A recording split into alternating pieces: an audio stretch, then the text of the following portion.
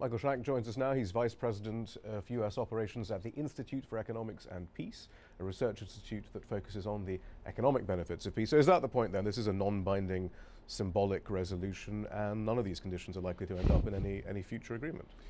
That's correct. Not only the night raid issue, the detainee issue, and the immunity issue, but so too in the Loya Jirga's strategic partnership agreement, they talked about no parallel structures. So that directly addresses our PRTs, the Provincial Reconstruction Teams, as well as these local police that the Pentagon funds through arms and weapons, similar to what we did in the Anbar province in Iraq. So I assume all of it's a deal breaker for the US, and given that the US kind of reasserting that it's non-binding resolution or non-binding agreement, I don't see the U.S. compromising on any of those. It's interesting though, now that we've had the experience there of the status of forces agreement, or the attempt on for a status of forces agreement in Iraq though, can we be so sure? Because again, the Iraqi government attempted, or at least gave these gestures and these meetings and the suggestion that they'd listen.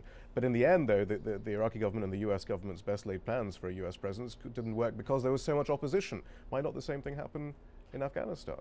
Well, I see the same thing happening in Afghanistan in terms of the immunity issue. So status forces agreement, SOFA agreement in Iraq, tried to hold U.S. personnel accountable to Iraqi law. They're trying to do that in Afghanistan. We're not going to see that. In terms of the night raids, I mean, that's a big agenda for Petraeus and now General Allen, ramping it up 80%. I don't see them pulling back on that. And then detainee issues, like a big intelligence source for the Pentagon as well. Right, but the question is then, weren't those gathered at the Loya Jirga, and weren't those not gathered at the Loya Jirga then put their foot down and intensify the conflict as a result? Well, this is kind of a win-win for Karzai and for the Loya Jirga, because they're saying, yes, we want U.S. personnel here long term, but we want you in a training capacity. Only a few thousand, kind of like what we're doing in Iraq now and going forward, only a few thousand for military advising. So it gives the impression to the U.S. government like, hey, yes, we like you here, but there are some conditions you must meet.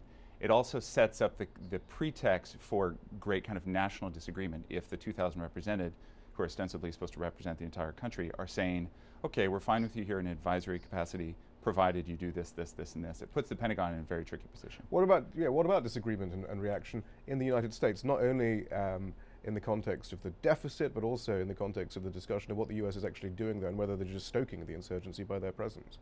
Well, there's a lot of correlation actually between the 80% that I mentioned, night raids, airstrikes, drone strikes, and increased attacks. I mean, insurgent attacks have grown by the same number, 80% in the last couple of years. So there's direct correlation there. In terms of deficit, Super Committee could end the wars in Afghanistan and Iraq right now and save this country $1.4 to $1.5 trillion, which would meet the Super Committee's goals. So it's a really interesting time for the Pentagon, right as defense cuts are happening too, and Secretary of Defense is saying no defense cuts. So it's a bit of a conundrum. Michael Shank, thank you very much. Thanks.